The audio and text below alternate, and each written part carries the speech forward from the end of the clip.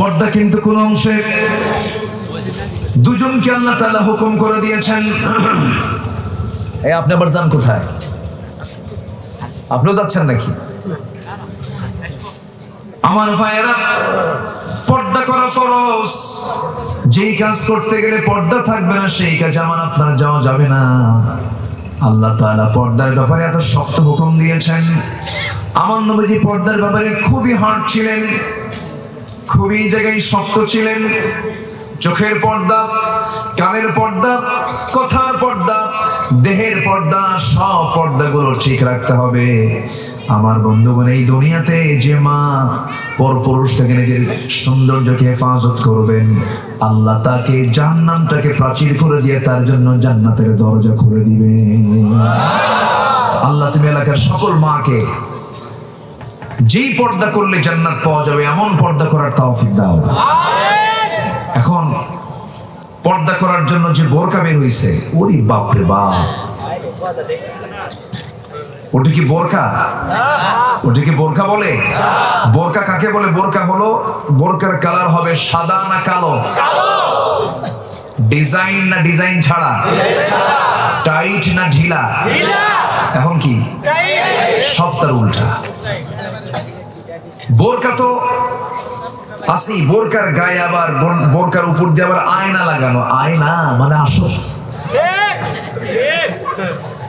এটা কোন বোরকা হলো? বোরকা হবে দেখানোর জন্য না ঢাকার জন্য? বোরকার কালার হবে কয়টা?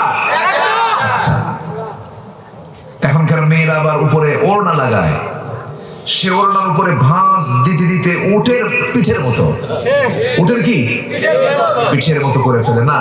আচ্ছা, এগুলো কথা কি বলার দরকার আছে না ভাই? আসতে বলবেন না, আছে না নাই? এই জাতীয় কোন ওড়না পরা যাবে? ওড়না পড়তে হবে একদম ঢেকে যাবে, কাপড় পরতে হবে একদম ঢাকানোর জন্য, ডিজাইনের জন্য নয়। যত ডিজাইন আমার মা আপনি দেখাবেন আপনার স্বামীর সামনে, স্বামীর সামনে কোনো ডিজাইন নাই, স্বামীর সামনে কোনো সেন্টও লাগায় না, আতরও লাগায় না, একদম ঘামের গন্ধে কাছে যাওয়া যায় না। কিন্তু মার্কেটে যখন যায় এমন ঝাঁঝালো সেন্ট লাগায়, পরপুরুষের নাকে গিয়ে ধাক্কা লাগে। আছে না নয়? বোঝাচ্ছে আমি যাচ্ছি কিন্তু আমারে দেখো। এরকম বেহায়া কিছু মহিলা আছে না নাই? আচ্ছা মা, আমি আপনাকে খেপে কোনো কথা বলছি না। আজকে গোটা দুনিয়াতে পুরুষের ইমানকে নষ্ট করার জন্য, মুসলমান জাতির ইমানকে নষ্ট করার জন্য সবচেয়ে বড় হাতিয়ার হিসেবে গ্রহণ করে নিয়েছে মেয়েদের নগ্নতা, বেহায়াপনা, উলঙ্গপনা। আমাদের মা বোনদেরকে এখান থেকে বাঁচানোর দরকার আছে না নাই? বাঁচাতে হবে। এনিওয়ে, চেষ্টা করে তাদেরকে ফিরে আনতে হবে। এমন অসভ্য বাপ আছে, নিজের মেয়েকে, ষোড়শী মেয়েকে মঞ্চ উঠায় দিয়ে বলে মা তুমি নাচো। আছে না? সিরাজগঞ্জে মনে হয় নাই? মেয়েকে উঠায় দিয়ে বলে মা নাচো তো। মেয়ে নাচে, বাবা তালি মারে। আবার পরে মঞ্চ উঠে বলে প্রিয় ভাইরা আমার মেয়ের জন্য আপনারা দোয়া করবেন, মাশাআল্লাহ। আকাম কুকামের জন্য আবার দোয়া চায়। আছে না? আছে না? আছে। এগুলো সব বন্ধ হয়ে যেত যদি সমাজে থাকতো কোরআনের আইন কানুন, সব বন্ধ হতো। ঠিক কিনা বলেন? এই যুবক, এই যে বসেন, কি করবো বলেন? যাবেন নাকি আপনারা? একটা লোক যাবেন না। শোনেন, রাস্তায় চলতে নিলে যদি কোনো রাস্তার নিয়ম ভঙ্গ করে তখন ট্রাফিক আইনে মামলা হয় না? শৃঙ্খলা ভঙ্গের অভিযোগে কি মামলা হয় না? এখানে মাহফিলের শৃঙ্খলা আছে না নাই? শৃঙ্খলা কি ওঠা বসা করা? এখানকার মাহফিলের শৃঙ্খলা হলো শেষ পর্যন্ত মনোযোগ সহকারে শুনে দোয়া করে যাওয়া। এটার বিপরীত কিছু করলে তখন শৃঙ্খলা ভঙ্গের অভিযোগে মামলা হবে, সেই মামলা দিবে ফেরেশতা। কি কথা কি বোঝা গেল? আমরা সবাই থাকবো, জোরে বলি ইনশাআল্লাহ। এক নাম্বার ভালোবাসা হবে কার জন্য বলেন? আসতে বলবেন না, কার জন্য? ছিলাম কার কাছে, আছি কার দুনিয়ায়, আবার যাবো কার কাছে? সে আল্লাহ কোথায়? কোথায়? চিন্তে পড়ে গেছেন আপনারা মনে হয়। যে আল্লাহকে ভালোবাসবো সে আল্লাহ কই, তাও তো কর না আপনারা। সে আল্লাহ আছেন না নাই? আল্লাহর এলেম আছে সব জায়গায়। আল্লাহর কি আছে? এলেম আছে সব জায়গায়। তিনি সব জায়গার খবরগুলো তিনি দেখেন, শোনেন, জানেন। কিন্তু আল্লাহ সব জায়গায় নাই। আল্লাহ নির্দিষ্ট একটা জায়গায় তিনি সমাসীন আছেন, সেটা হলো আর রহমানু আলাল আরশি ইস্তাওয়া। আমার সবচেয়ে ভালোবাসার মুহাব্বতের এক নাম্বার জন যিনি আল্লাহ, তিনি এত দূরে আর সাজমে তিনি সমাসীন আছেন। কিন্তু সে এত দূরে থাকার পরও তিনি আমার খবর রাখেন। সবচেয়ে পরে না, সবচেয়ে আগে, সবচেয়ে আগে তিনি আমার খবর রাখেন। আল্লাহ কত দূরে, কত বড় তিনি দেখেন। আমরা যে জায়গায় বসে আছি, এই জায়গা থেকে সে আসমানটা কত দূরে, আবার সে আরশে আজিমটাও কত দূরে। সামান্য একটা পরিসংখ্যান দিলেই আমাদের মাথা হ্যাং হয়ে যাওয়ার মতো হয়ে যাবে। আমরা যেখানে বসে আছি, এই জায়গা থেকে ঠিক আমার মাথার উপর আমরা রাতের বেলা চাঁদ দেখি। সেই চাঁদের উপরে আমরা কিছু জোনাকির মতো মিটি মিটি করে জ্বলা কিছু আমরা তারকা দেখি। সেই তারকার উপরে আমরা বিশাল একটা আকাশ দেখি। এরপরে আর কিছু দেখার ক্ষমতা আমাদের নাই। দিনের বেলা সূর্য দেখি। এই সূর্য যদি আমরা প্লেটের মতো একটা আলো লাইটের মতো আমরা দেখতে পাই, চোখে দেখলে পরে চোখটা ঝাঁঝালো হয়ে যায়, চোখটা অন্ধকারের মতো হয়ে যায়, চোখ আর দেখতে পারে না। যদি আমরা সূর্যটাকে এই দুই চোখি প্লেটের মতো দেখতে পাই, কিন্তু না না, সূর্যটা পৃথিবী থেকে এত দূরে থাকার কারণে এই গোটা পৃথিবীর এরিয়া হলো 50 কোটি 10 লক্ষ বর্গ মাইল। এরকম 50 কোটি 10 লক্ষ বর্গ মাইলে 13 লক্ষ দুনিয়া এক জায়গায় করলে পরে একটা সূর্যের সমান হবে। যেরকম সুবহানাল্লাহ। 13 লক্ষ সূর্য, 13 লক্ষ দুনিয়া মানে একটা সূর্য। 13 লক্ষ দুনিয়া মানে একটা সূর্য। ওই সূর্যের চেয়েও আবার রাতের বেলা মিটি মিটি করে জ্বলা সেই তারকা বলে এত বড় বেটেল জুইস নামে একটা তারকা আছে। সেই তারকাটা এই সূর্যের চাইতে 1 2 3 4 কোটি নয়, 33 কোটি গুণ বড়। এটা একটা তারকার কথা বললাম। এরকম তারকা একটা নয়, দুইটা নয়, তিনটা নয়, মহাশূন্যে রয়েছে কিছু গ্যালাক্সি। এক একটা গ্যালাক্সির মধ্যে আল্লাহ তাআলা এত তারকা রেখে দিয়েছেন। এক একটা গ্যালাক্সির মধ্যে আল্লাহ তাআলা 50 বিলিয়ন করে তারকা রেখে দিয়েছেন। 50 বিলিয়ন। 1 বিলিয়ন মানে 100 কোটি। জোরে বলুন সুবহানাল্লাহ। 50 বিলিয়ন করে তারকা রেখেছেন একটা গ্যালাক্সির ভিতরে। এইরকম অসংখ্য গ্যালাক্সি আল্লাহ তাআলা মহাশূন্যে ঝুলিয়ে রেখেছেন। অকুল্লুন ফি ফালাকি ইয়াসবাহুন। মানুষ তো চাঁদের দেশে ঘুরতে গেছে, চাঁদ দেখে এসেছে। মানুষ মঙ্গল গ্রহে যায়, সেখানেও তারা পজিশন কেনে। বান্দা মঙ্গল গ্রহে গেল, বান্দা চাঁদের দেশে গেল। বান্দা যদি মনে মনে চিন্তা করে আমরা একটু তারকার দেশে যাব, এই পৃথিবী থেকে সবচেয়ে নিকটবর্তী তারকার নাম হলো প্রক্সিমা সেন্টারাই। প্রক্সিমা সেন্টারাই যদি কেউ যেতে চায়, এই দুনিয়া থেকে ওই প্রক্সিমা সেন্টারে যাওয়ার জন্য যদি কেউ দ্রুতগামী কোনো যানবাহনকে সিলেকশন করে, বর্তমান প্রেজেন্ট দুনিয়ার সবচেয়ে দামি সবচেয়ে দ্রুত একটি যানবাহন হলো অ্যাপোলো 11। অ্যাপোলো 11 এর গতি হলো পার আওয়ার 39,000 কিলোমিটার। 1 ঘন্টায় যায়। 1 ঘন্টায় যায় হলো 39,000 কিলোমিটার। এমন একটা গতি সম্পন্ন অ্যাপোলো 11 চড়ে যদি কেউ প্রক্সিমা সেন্টারি নামক পৃথিবীর সবচেয়ে নিকটবর্তী তারকার দেশে যদি ঘুরতে যেতে চায়, তার সময় লেগে যাবে পার আওয়ার 39,000 কিলোমিটার বেগে। সময় লেগে যাবে 1,15,000 বছর মাত্র। যাবেন কারা কারা? হাত তোলেন। যেতে পারবেন? ব্রেন কি আর খেলে? তাহলে আমি যাকে ভালোবাসলাম সে আল্লাহ এত দূরে। আল্লাহকে আমি ধরবো কেমনে?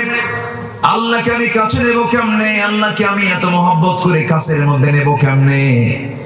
আমার আল্লাহ তাআলা আরশ আজিমটা এত দূরে, মাত্র তারকার দেশে সময় লাগতেছে 1,15,000 বছর। তাই বলে এলিভেনের মতো যানবাহনে চড়ে এই তো বললাম মহাশূন্যের কথা। এরপরে আছে বিশাল একটা আকাশ, সে আকাশের উপরে আছে আবার বিশাল মহাশূন্য, এরপর আরেকটা আকাশ, এরপরে মহাশূন্য, এরপর আরেকটা আকাশ, এরকম করে একটা আকাশ নয়, সাবআ সামাওয়াত, 7 আকাশের মালিক কে? আসতে বলবেন 7 আকাশের মালিক কে? 7 আকাশের উপরে আরশে আজিম সমাসীন। জোরে বলুন সুবহানাল্লাহ, জোরে বলুন সুবহানাল্লাহ। আমার ভাইরা, সে আল্লাহ তাআলা আরশে আজিম থেকে সব কিছু মনিটরিং করছেন, সব কিছু তিনি দেখছেন। অসংখ্য সৃষ্টির মাঝে আমি আপনি একজন আল্লাহর মাখলুক সৃষ্টি। আল্লাহ বলছেন বান্দার সব সৃষ্টির বিচার নেব না, তুই বান্দা তোর আমি বিচার করব। তোকে আমি বিচার করে জান্নাত দেব অথবা জাহান্নাম দেব। বান্দা তুই আমার এই দুনিয়াতে বসবাস করবি, আমার হুকুম তুই মেনে চলবি। তুই যদি আমার হুকুম মেনে চলিস, যা বান্দা চিন্তা করবি না আমি তোকে সবচেয়ে বেশি ভালোবেসে আমার ঘরের সঙ্গে তোকে ঘর বানিয়ে দেব। সুবহানাল্লাহ, সুবহানাল্লাহ। কার ঘরের সাথে? কি সবাই কি সেই জায়গায় ঘর নেবেন? আসতে বলে কোন বিমানে চড়বেন বলেন? আল্লাহ ভালো জানে। জি, এই দুনিয়া থেকে একদিন, এই দুনিয়া থেকে একজন মানুষ আরশ আজিমের মেহমান হয়েছিলেন। জান্নাত দেখেছেন, জাহান্নাম দেখেছেন, 7 আকাশ দেখেছেন, নবীদের সঙ্গে দেখা হয়েছে, মেরাজ করেছেন। সেই ব্যক্তির নাম কি বলেন? মুহাম্মদ সাল্লাল্লাহু আলাইহি ওয়াসাল্লাম। তিনি মেরাজ করেছেন, আল্লাহ তাআলা তার জন্য স্পেশাল ফ্লাইট পাঠিয়েছেন। আরশ আজিমের মেহমান হয়েছেন, জান্নাত দেখেছেন, জাহান্নাম দেখেছেন। আমরাও জান্নাত দেখবো, জোরে বলি ইনশাআল্লাহ। জাহান্নাম দেখবেন নাকি? আস্তে আস্তে কয়। জাহান্নামকে আমরা দেখতে চাই নাকি? জাহান্নাম দেখার মতো শক্তি আমাদের নাই। কোরআনে কারীমে কিছু আয়াত আছে, যে আয়াতগুলো দেখলে পরে দারুণ ভয় লাগে। এত ভয়াবহ জাহান্নাম, এত মারাত্মক জাহান্নাম। আল্লাহ বলছেন বান্দারে তোকে জাহান্নামের মধ্যে পুরানো হবে। চামড়াগুলো যখন পড়ে যাবে, চামড়া আর আগুনের দাহ্য শক্তি সে বুঝবে না। বাদদালনাহুম জুলুদান, তখন চামড়াটাকে আল্লাহ তাআলা পৃথক আবার পাল্টা আরে নতুন চামড়া দিয়ে দিবেন। এত কঠিন ভয়াবহ জাহান্নাম থেকে বাঁচার জন্য আমাকে অবশ্যই চেষ্টা করতে হবে। জাহান্নাম থেকে বাঁচার জন্য আমরা জান্নাতীদের কাজ করব না, জান্নাতীদের কাজ আমরা করব। জোরে বলি ইনশাআল্লাহ। বান্দা যখন জাহান্নামে যাবে, ওই জাহান্নামী বান্দাদেরকে প্রশ্ন করা হবে, মা সালাকাকুম ফি সাকার, তোমরা আজকে দোজখবাসী কেন হয়েছে? জাহান্নামে আজকে তোমরা কেন ঢুকেছো বলো? তারা বলবে আমরা দুনিয়ার জিন্দেগিতে 4টা কাজ করে আসি নাই। কয়টা কাজ বলেন? 4টা কাজ। মা সালাকাকুম ফি সাকার ক্বালু লাম নাকু মিনাল মুসাল্লিন ওয়া লাম নাকু নুতঈমুল মিসকিন ওয়া কুন্না নাখুদু মা'আল খাইদিন ওয়া কুন্না নুকাযযিবু বিয়াউমিদ্দিন হাত্তা আতানাল ইয়াকিন। জোরে বলুন আল্লাহু আকবার। আমরা দুনিয়ার জিন্দেগিতে 4টা কাজ করে আসি নাই। নাম্বার 1 হলো আজান শুনেছি, কিন্তু আজান শোনার পরও নামাজে কোনো আগ্রহ আসে নাই। নাক ডেকে ঘুম পাড়ছি ফজরে, জোহরে কাজ করে সময়টা নষ্ট করে দিয়েছি, আসরে খেলাধুলা করেছি, মাগরিবে মহাব্যস্ত ছিলাম, নামাজ পড়তে পারি নাই। আজকে আমরা জাহান্নামী হয়েছে 1 নাম্বার কারণ। 1 নাম্বার অপরাধ হলো কি আদায় না করা। আসতে বলবেন না কি আদায় না করা। আমরা নামাজ পড়বো কয় ওয়াক্ত? আসতে বলবেন না কয় ওয়াক্ত নামাজ। দুঃখ লাগে এই দেশে কত আইন পাশ হলো, কত কি হলো। একটা আইন অমান্য করলে শাস্তি হয়, একটা আইন অমান্য করলে পরে তার মামলা হয়ে যায়। কিন্তু নামাজ নষ্ট করার চাইতে বড় অপরাধ কি বান্দার জীবনে থাকতে পারে নাকি? এত বড় একটা অপরাধ হয়ে গেল বান্দার, কিন্তু নামাজ সে পড়ছে না, কেউ তো কোনো খবর রাখে না। অথচ যাদেরকে আল্লাহ তাআলা বলেছেন, যারা তোমরা ক্ষমতা পেয়েছো, যারা তোমরা চেয়ার পেয়েছো, তোমাদের জন্য আমি আল্লাহ 4টা হুকুম করছি। তোমরা ক্ষমতা পেলেই তোমরা নামাজটাকে কায়েম করবে। স্বাধীনতার 52 বছর আজ পর্যন্ত কোন নেতা কি নামাজের আইন কি পাশ করেছে নাকি? আজ পাশ করেছে নাকি? এখন বলেন তারা কি আমাদের কল্যাণ চায় না অকল্যাণ চায়? কল্যাণ যদি চেত, জান্নাতের জন্য যদি তারা চিন্তা করতে আমাদেরকে নিয়ে, তাহলে তাদের দলীয় কর্মসূচি করতে গেলে বলতো দলের কর্মীরা আমরা তোমাদের নেতা, আজান হয়ে গেছে নামাজ পড়তে যাও, কিন্তু নামাজের অর্ডার দেবে কখন? বলে যে যা ওই জায়গায় জায়গা দখল কর।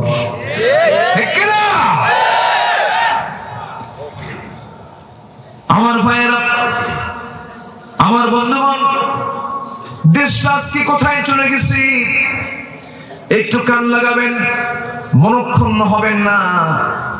আমরা আমাদের জন্য আমরা ক্ষতি বয়ে আনতেছি, আমরা নিজেরাই ক্ষতির মধ্যে নিমজ্জিত হয়ে আছি। আমরাই তো দায়ী, আমরা তো সবাই ভালো না। আমরা যদি ভালো হতাম সব ভালো হয়ে যেত। একটা জাতির শ্রেষ্ঠ ব্যক্তি হলো এই দেশের, এই জাতির শ্রেষ্ঠ লোকটা হচ্ছে, লোকগুলো কারা? যারা হচ্ছে দেশটাকে স্বাধীন করেছে, যারা আলহামদুলিল্লাহ ভালো। জাতির শ্রেষ্ঠ সন্তান হলো মুক্তিযোদ্ধারা। অবশ্যই তারা আমাদের কাছে সম্মানিত ব্যক্তি, আমরা তাদেরকে সম্মান করি। ও দুনিয়ার কাফেররা, তোদের মতো কাফেরদের মারার জন্য বড় কোনো বাহিনী আমার লাগে না, মশাই যথেষ্ট। মশার বাহিনী আমি পাহাড়ের মুখ খুলে দিয়েছি। মশার একটা ঝাঁক এসে নমরুদের প্রাসাদে ঢুকে পড়েছে। এর মধ্যে সবচেয়ে দুর্বল মশাকে আল্লাহ তাআলা অর্ডার দিলেন, দুর্বল মশা তোর তো ঠ্যাং সরে না, যা ওর নাকের মধ্যে ঢুক যা। নাকের মধ্যে ঢুকলো, নাকের মধ্যে ঢুকে ব্রেনের মধ্যে ঢুকে নড়াচড়া করে খুব ডিস্টার্ব হচ্ছে ফেরাউনের। সে বলল তার কর্মচারীকে নিয়ে আয়, এক জোড়া জুতা দিয়ে মাথা পিট, মাথায় বাড়ি মারলো জুতা দিয়া, তাও সে সুস্থ হতে পারে না। আল্লাহ তাআলা গোটা দুনিয়ার সমস্ত কাফের বেঈমানদের দেখায় দিচ্ছেন, দেখ মশার মধ্যে কি ক্ষমতা রাখছি। যেরকম আল্লাহু আকবার, আরো জোরে আল্লাহু আকবার। আরেকটা উদাহরণ আছে মাকড়সা। কোরআন শরীফের একটা সূরার নাম সূরাতুল মাকড়সা, মানে সূরাতুল আনকাবুত। আবার ভাবেন না যে মাকড়সা আছে, সূরাতুল আনকাবুত, সূরাতুল আনকাবুত, সূরাতুল আনকাবুত। মাকড়সা নামে আল্লাহ তাআলা সূরা দিয়েছেন। একটা আয়াত এসেছে যারা আল্লাহকে ছাড়া অন্য কাউকে বন্ধু বানাবে, আল্লাহকে ছাড়া অন্য কাউকে যারা ভালোবাসবে, তাদের উদাহরণ হলো মাকড়সার মতো।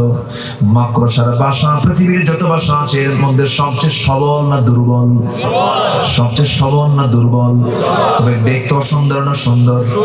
বলেন দেখতে সুন্দর না সুন্দর? আমার বাড়ির ঘর করতে নিয়ে পিলার খাম একটু কম বেশি হয়, খাম একটু বাঁকা হয়ে গেছে, খাম একটু তেড়া হয়ে গেছে, কিন্তু মাকড়সা যখন তার বাসাটা বানায়, বাসা বানাতেও সময় লাগে না, কিন্তু এমন সুন্দর তার স্কেল দিয়ে মাপ, কৌণিক মাপ, এত সুন্দর গোল রাউন্ড করে শুধু আনাকম জানাকম সুন্দর একটা চক্কর মারে। এমন সুন্দর বাসা বানায় পৃথিবীর কোন আর্কিটেক্ট ইঞ্জিনিয়ার এমন সুন্দর বাসা বানাতে পারবে না। এই সুন্দর বাসা বানায় নিল। এই সুন্দর বাসা বানানোর পর হঠাৎ একটা ঝড় চলে আসলো, হালকা একটা বাতাস আসলো, উড়ে গেল। আমরা এটাই তাফসীরে পড়েছি এতদিন ধরে, যারা আল্লাহকে ছাড়া অন্য কাউকে বন্ধু বানাবে, তাদের উদাহরণ হলো মাকড়সার বাসার মতো। সামান্য বাতাসে এসে উড়ে যায়। কিন্তু আরেকটা এখানে এক্সাম্পল আছে, সেটা হলো বর্তমান সায়েন্স এটা প্রমাণ করে দেখেছে, পৃথিবীতে প্রত্যেকটা সৃষ্টির মধ্যে পুরুষ স্ত্রী আছে না নাই? জোড়া জোড়া আছে না নাই? জোড়া জোড়া আছে। মাকড়সার মধ্যে পুরুষ মাকড়স এবং স্ত্রী মাকড়সা আছে, ওদের মধ্যে একটা সংসারও আছে। কিন্তু মাকড়সার সংসারটা এত দুর্বল সংসার যে প্রত্যেক মাকড়সার পরিবারের সবচেয়ে বড় ষড়যন্ত্র করে হলো বউ। কে ষড়যন্ত্র করে? বউ ষড়যন্ত্র করে বউ কর্তৃক স্বামী মারা যায়। মানে মহিলা মাকড়সা পুরুষ মাকড়সাকে মেরে ফেলে, স্ত্রী তার স্বামীকে মেরে ফেলে। এই দুনিয়াতে যে সংসারে স্ত্রী কর্তৃক স্বামীর মৃত্যু হয়ে যায়, খুব মজবুত সংসার। আসতে কবে খুব মজবুত সংসার নাকি? এই দুনিয়াতে যারা আল্লাহকে ছাড়া অন্য কোনো বন্ধুকে গ্রহণ করে, আল্লাহকে ছাড়া অন্য কাউকে বন্ধু বানায়, তাদের এক্সাম্পল হলো মাকড়সার সংসারের মতো। আল্লাহু আকবার বলেন। আমার ভাইয়েরা, এই জন্য আমরা কাউকে বন্ধু বানাবো না। এক নাম্বার বন্ধু হবেন কে? আসতে বলবেন না কে? ধরুন আব্দুল্লাহ আমিন, ধরুন এই জায়গায় মুরব্বী, এই মুহূর্তে ইন্তেকাল হয়ে গেল, এই মুহূর্তে আমার এই জায়গায় মৃত্যু যখন হয়ে গেল, মৃত্যু হওয়ার সঙ্গে সঙ্গে আপনি আমার জন্য কি করবেন? কিচ্ছু তো করতে পারবেন না। একটু চোখের পানি ফেলে কাঁদবেন, দৌড় মেরে মেরে একজন খবর দিবেন সিরাজগঞ্জ সদর হসপিটালে, ফোন দিয়ে বলবেন একটা অ্যাম্বুলেন্স পাঠায় দেন, আমাদের হুজুর নাই। অ্যাম্বুলেন্সটা চলে আসবে, নিতরের দেহটা নিয়ে অ্যাম্বুলেন্স উঠায় দিয়ে বলবেন, ও ড্রাইভার যাও তার পরিবারের কাছে লাশটা হস্তান্তর করে আসো। লাশটা দিয়ে আসবে, কিন্তু যেই বেডরুম থেকে আমরা বের হয়েছি সেই বেডরুমে কি ঢোকার কোনো সুযোগ আছে নাকি? বেডরুমে ঢুকতে দেবে না। সাজানো গোছানো সংসার ঘরের মধ্যে আমাকে ঢুকাবে না। উঠানোও জায়গা হবে না, উঠানোও জায়গা হবে না। কত স্বপ্নের দুনিয়া আমরা করেছি, কোনো কোথাও স্থান আমার হবে না। আমাকে ধরে নিয়ে টান মেরে উঠানের একটা কোনায় একটা ছোট্ট চিকন চকি সামনে রাখবে, চকিতে ফেলে দিবে আমার লাশ। লোকজন চলে আসবে, একটা পর্দা করে ফেলবে, গরম পানি চুলায় থাকবে, আরেকজন যাবে সাবান কিনতে, আরেকজন যাবে দা দিয়ে বাঁশ কাটতে, আরেকজন যাবে কোদাল নিয়ে কবর খনন করতে। সবার জন্য নিয়ম 2 না 1? সবার জন্য নিয়ম 2 না 1? এক নিয়ম। 3.5 হাতের একটু বেশি হবে না, 1.5 হাতের চাইতে একটু চড়া হবে না, সবার জন্য সমান হয়ে যাবে। লাস্ট আমার গোসলটা হয়ে যাবে, মসজিদে মসজিদে এলান হয়ে যাবে, ঘোষণা হয়ে যাবে, অমুক সভাপতি মারা গেছে, অমুক চেয়ারম্যান মারা গেছে, অমুক হুজুর মারা গেছে, আব্দুল্লাহ আলামিন মারা গেছে।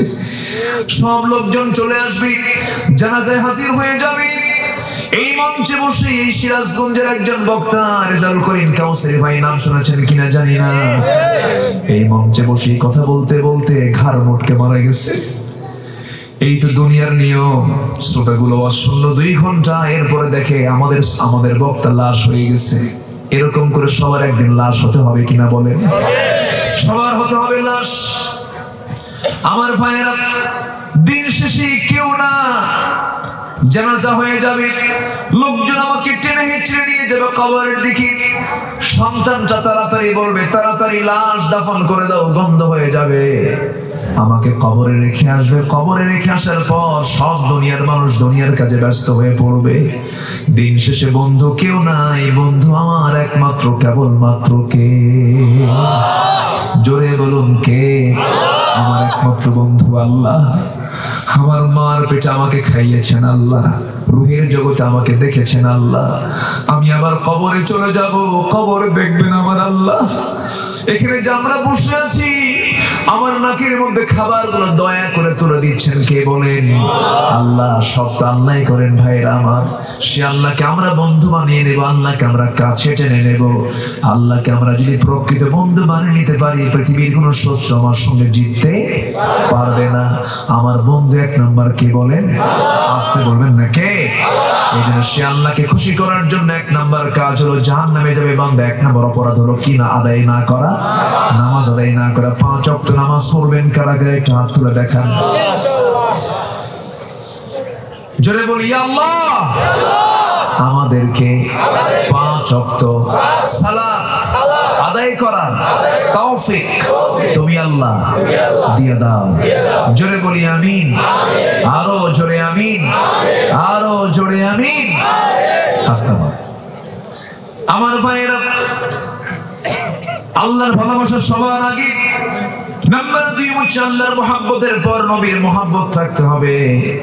ওমর ফারুকের সামনে রাসূল একদিন বলছেন, ওমর তুমি আমাকে দারুণ ভালোবাসো আমি জানি, তবে সত্যি করে বলো তো ওমর, তুমি আমাকে তোমার জীবনের চাইতে বেশি ভালোবাসো নাকি বলো? ওমর ফারুক মাথা নিচু করলেন, কিছুক্ষণ পর বলছেন, হুজুর আমার জীবনের চাইতে একটু কম আপনাকে ভালোবাসি। আমার নবীজি বলছেন, ওমর তোমার ঈমান এখনো পরিপূর্ণ হয়নি, তোমার ঈমান এখনো পরিপূর্ণ হয়নি। কিছুক্ষণ পর হাওমাও করে কেঁদে উঠে বলছেন, ইয়া রাসূলুল্লাহ আল্লাহর কসম করে বলি আমার জীবনের চাইতে আমি আপনাকে বেশি ভালোবাসি। বাড়িতে গিয়ে আস্তে আস্তে করে এক সময় চিন্তা করবেন। বাড়িতে গিয়ে মাঝে মাঝে একাকী বসে বসে নিজের জীবনকে প্রশ্ন করবেন, নিজের নফসকে প্রশ্ন করবেন। ও আমার নফস, হে আমার নফস, তোকে প্রশ্ন করতে চাইতি, বল সত্যি করে বল তোর জীবনের চাইতে তুই রাসূলকে বেশি ভালোবাসিস কিনা? আপনার নফস যদি বলে দেয় হ্যাঁ আমি আমার জীবনের চাইতে রাসূলকে বেশি ভালোবাসি, আল্লাহর কসম করে বলে সেই বান্দা জান্নাতি জান্নাতি জান্নাতি। জোরে করে সুবহানাল্লাহ।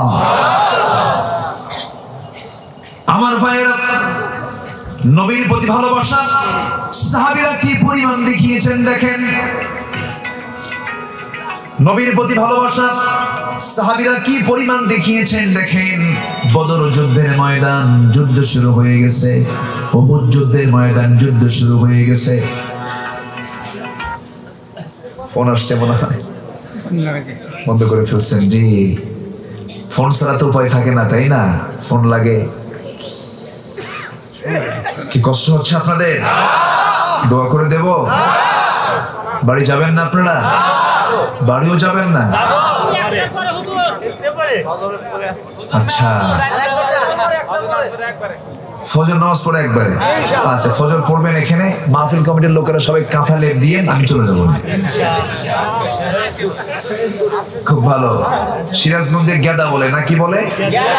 গেদা গেদি, গেদা গেদি। যশোরে বলে হলো কি? এই যশোরে কি কয়? ছেলে না, খোকা, তাই না? খোকা বলে। ওইদিকে বরিশালে বলে গেদু। বরিশালে কি গেদু? মনু, মনু ডালে লবণ দেশ না দেবা। কত ভাষা, আলহামদুলিল্লাহ বলেন। এগুলো মায়ের ভাষা। কিসের ভাষা বলেন? মায়ের ভাষা। রংপুরে ওরা আবার একটা টান মেরে কথা বলে, মুইয়ালা, মুই দিয়ে শুরু করে। ওরা রং বলতে পারে না, রংপুর, অথচ রং নাই। বাড়ি কোথায়? অংপুর, র শেষ। রাজশাহীতে তালিবুর শোনাই, সালাম দিতেন আসসালামু আলাইকুম, হয় আসসালামু আলাইকুম, আগে সালায়ের উপরে দুলো ভাই। খুব মুশকিল। নোয়াখালীতে পাওয়া নাই, পানিকে পানি বলতে পারে না, পানিকে কয় হানি। আল্লাহ পাক হয় না, আল্লাহ ফাক। আল্লাহ পাক বলতে পারে না, পানিকে হানি কয়। এরকম ভাষা বিচিত্র গোটা দেশে কে দিয়েছেন? আসতে বলেন না, কে দিয়েছেন? আল্লাহ দিয়েছেন। সিরাজগঞ্জের ভাষার মধ্যে একটা আলাদা মজা আছে। মধ্যে তবাই, মধ্যে তবাই, একটু টান দিয়ে কথা বলেন, হালকা। ভালো আছো এরকম বলে না? কোনে গেছিলা নাকি এরকম না? একটু একটু টান, একটু হালকা, এটা মধ্যে তবাই। আর এই নদী পার হয়ে ইসলামপুর, তারাকান্দি, আর কি ওই যে সরিষাবাড়ি, জামালপুর, ওইদিকে ওরা একটু মধ্যে তবাই না দেয়, মধ্যে মুনফাসিল দেয়, 3 আলিফ। বোন আপনি কি মতাইছুন? কি কথা কি বলতেছেন? একটু টান মারে ওরা, একটু টান মেরে কথা বলে। তো নোয়াখালী আর ময়মনসিংহ, দুই মহিলা, ময়মনসিংহের এবং নোয়াখালীর দুই মহিলা এক জায়গায় হয়ে এক বোন আরেক বোনকে প্রশ্ন করতেছে, বোন আপনি কি মতাইছুন? এখন নোয়াখালী আর বোঝে না, মানে বোন আপনি কি মতাইছুন মানে আপনি কেমন আছেন, বোন আপনি কি মতাইছুন।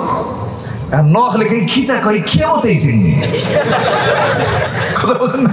কেমন কে ভাবছে হলো নোয়াখালী কি কেমন। এইগুলো ভাষা, এই ভাষাগুলো কে দিয়েছেন বলেন? আল্লাহ দিয়েছেন। সিরাজগঞ্জের ভাষার মধ্যে আল্লাহ বরকত দিয়েছেন, বলি আলহামদুলিল্লাহ। আমি এই ভাষাকে খুব ভালোবাসি, সব ভাষাই সুন্দর। চিটাগাং এবং সিলেটটা একটু ভিন্ন। চিটাগাং সিলেটের ভাষা বাংলার সঙ্গে একটু মিল কম পাওয়া যায়, ওরা সবকিছু শর্টে মারে, বোঝাও যায়। বুঝতে চাইলে বুঝবেন না, কেন বুঝবেন না, ওটাও একটা ভাষা, তবে বাংলার সাথে একটু মিল কম। ওরা সবকিছু তাড়াতাড়ি করে, ব্যবসা করে তো বেশি লম্বা কথা বলার সময় নাই ওদের, সব শর্টে মারে। ইক্কা বইও ইক্কা বর্দা ঘমাসুনি, মানে সব এত দ্রুত, মানে মালাকুল মউত বুঝতে কষ্ট হবে, এত জোরে বলে ওরা। কিন্তু ওদের ভাষা ওরা বুঝে। এই ভাষাগুলো কে দিয়েছেন বলেন? আল্লাহ দিয়েছেন। একটু বসেন, গেদার দেশের মানুষ নাকি? কষ্ট হচ্ছে নাকি আপনাদের? বলি আলহামদুলিল্লাহ। সকল ভালোবাসা হবে কার জন্য? নাম্বার 2 মুহাম্মদ সাল্লাল্লাহু আলাইহি ওয়াসাল্লাম, রাসূলকে ভালোবাসবো আমরা। আমাদের জীবনের চাইতে কম না বেশি? আসতে বলবেন না, কম না বেশি? সাহাবীরা তা বাস্তবে দেখিয়ে দিয়েছেন। উহুদ যুদ্ধের কথা কে না জানেন? উহুদ যুদ্ধের ময়দানে সবচেয়ে বেশি রক্ত ঝরিয়েছেন মুহাম্মদ সাল্লাল্লাহু আলাইহি ওয়াসাল্লাম। উহুদ যুদ্ধের দিন আমার রাসূল সবার পিছনে সবার আগে, সবার পিছনে সবার আগে। আমার রাসূল কি আগে থেকেছেন না পিছনে থেকেছেন?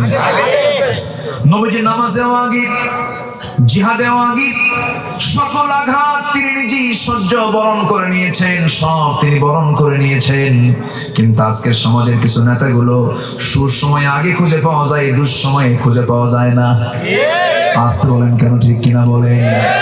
যত রক্ত লাগে দেব, প্রয়োজনে লোক পাঠাবো, মাগার আমি যাব না। আছে না? আমার নবী যেমন ছিলেন না, আমার নবীজি উহুদের ময়দানে যখন দেখলেন মুনাফিকরা চিহ্নিত হয়ে গেল, মুনাফিকরা একটা সাইড নিয়ে নিল, রাসূল মুনাফিকদেরকে চিহ্নিত করলেন। আমার নবীজি যখন যুদ্ধ শুরু হয়ে যাবে, রাসূল সবার সামনে দাঁড়িয়ে সাহাবে কেরামকে বলেন, সাহাবীরা শোনো, মুনাফিকরা তো চিহ্নিত হয়ে গেছে, কাফেররা সব প্রস্তুতি নিয়ে ফেলেছে, আমি তোমাদেরকে, তোমরা কোন কোন জায়গায় থাকবে সব আমি তোমাদেরকে চিহ্ন করে দিচ্ছি।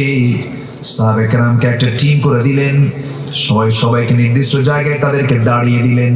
50 জন তীর সহ, তীরন্দাজ সহ 50 জন সাহাবীকে বলেন, শোনো, এই পাহাড়ের উঁচু জায়গায় তোমরা ওই জায়গায় দাঁড়িয়ে থাকবে, সর্বক্ষণ গতিবিধি লক্ষ্য করবে, যুদ্ধ থেমে যাক আর যুদ্ধ চালু থাক, তোমরা এই জায়গা থেকে নড়বে না আমার পরবর্তী নির্দেশ না আসা পর্যন্ত।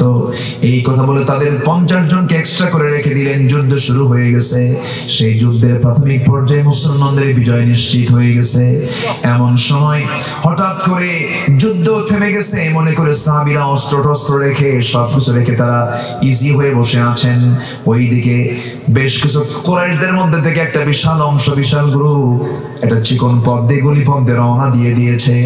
ওই 50 জন তীরন্দাজের দায়িত্ব ছিল ওই চিকন গলি পথকে তারা লক্ষ্য করবেন, শত্রুকে মোকাবেলা করবেন, কিন্তু তারাও তীরগুলো হাতের মধ্যে থেকে খুলে রেখে দিয়েছেন। সবাই ফ্রি হয়ে গেছেন। ওই সময় অতর্কিত হামলা চালিয়েছে ওই সমস্ত কুরাইশের একটা গ্রুপ। ওই অতর্কিত হামলার মূল লক্ষ্য তারা বানিয়ে ফেলল রাসূলকে টার্গেট করে তারা বৃষ্টির মতো তীর মারা শুরু করে দিল। এই সাহাবীরা হাতের মধ্যে তরবারি নেবেন, কখন অপ্রস্তুত সাহাবীরা রাসূলকে বাঁচানোর জন্য 10 জন সাহাবী নবীর সামনে গিয়ে দাঁড়িয়ে গেলেন। চতুর্দিকে দাঁড়িয়ে বলছেন, হুজুর, যে পরিমাণ তীর আসতেছে, যত তীর আসুক না কেন আমাদের পিঠ ঝাঁঝরা হবে, কিন্তু আপনার গায়ে একটা লাগাতে দেব না। আমাদের বুক ঝাঁঝরা হয়ে যাবে, আমরা শাহাদাত বরণ করব, আপনার গায়ে একটা লাগাতে দেব না। রাসূলকে বাঁচাতে গিয়ে ওই 10 জন সাহাবী এট এ টাইম দুনিয়া থেকে বিদায় নিয়ে নিলেন। নবীজি সম্পূর্ণ একাকী পড়ে গেলেন। কাফেরদের একটা গ্রুপ নবীর কাছাকাছি প্রায় চলে আসলো, কিন্তু একদম কাছে আসার সাহস পেল না। হাতের মধ্যে পাথর নিয়ে ইবনে তাইমিয়া নামে একজন কাফির রাসূলকে টার্গেট করে নবীর মাথা বরাবর মেরে দিয়েছে। মাথায় ছিল সেদিন নবীর টুপি নয়, পাগড়ি নয়, নবীর মাথায় ছিল সেদিন হেলমেট, লোহা দিয়ে নির্মিত হেলমেট, যেন তরবারি দিয়ে কেউ মারলে যেন মাথার ভিতরে সেই তরবারি না গেঁথে যায়। লোহার হেলমেট পরেছেন, হেলমেটের চিকন লোহা পাথরে সে কপালে লাগার সঙ্গে সঙ্গে হেলমেটের চিকন লোহা ফলাটা গিয়ে নবীর কপালের মধ্যে, হাড়ের মধ্যে গেঁথে গেল।